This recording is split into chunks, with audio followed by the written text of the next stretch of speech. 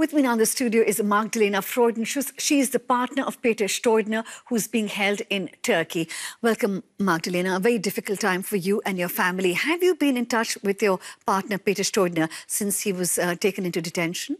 Only very briefly personally, on the very first day, or as soon as the news was out.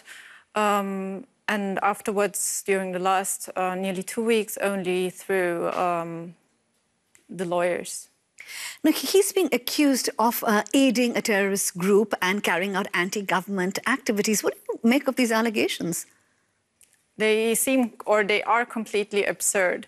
Peter Ali Garavi, his co-trainer there, and also the 8 Turkish human rights defenders, they stand with what they do, with their work, with their personality, how they lead their life for the complete contrary of that. They stand for non-violence, they stand for human rights. So what was this workshop about?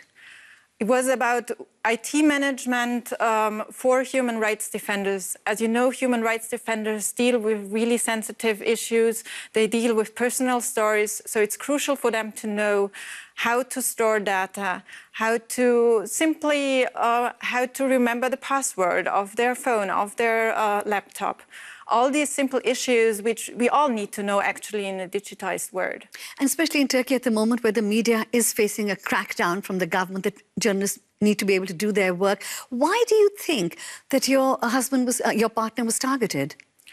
Actually, I can't tell you. I mean, this workshop seems to have been not a political one at all. The other issue they have treated was well-being, how to deal with stress and trauma. Also very critical for human rights defenders in their work. So I don't know how this goes together with the allegations and charges brought up. So what is his status now? Are there any formal charges that have been brought against him as yet? As far as I understood, it's now the charges are now brought up. They are in pre-trial detention, and now the formal procedure will go its way, but I'm not yet acquainted with the Turkish legal system. All right. I mean, you've employed lawyers, so how are they going to move forward in this case? We have not had the time yet to talk more deeply about that. Actually, the news are out since this morning, and everyone has been dealing with coping with the situation for the moment. So this will be something to do for tomorrow. And are you getting any support and help here within Germany to deal with this situation? I'm in touch with the consulate, the German consulate in Istanbul. We are also in touch with Amnesty and other organizations involved, but also on that there was a lot of contact during the last 2 weeks. We will certainly, Yeah, you're hoping for the best.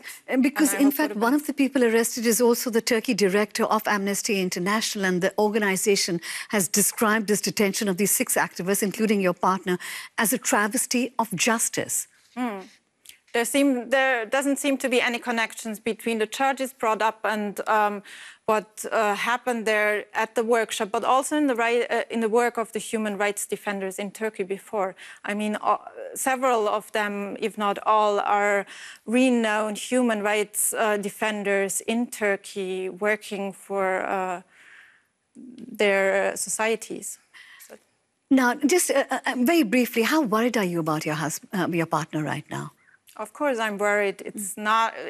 We can't, well, there is no time frame to it. It's completely unforeseeable. And also with these charges brought up. It's a very difficult situation. Magdalena Freudenschuss, thank you very much for coming to our studios to talk about this. Thank you very much. You're welcome.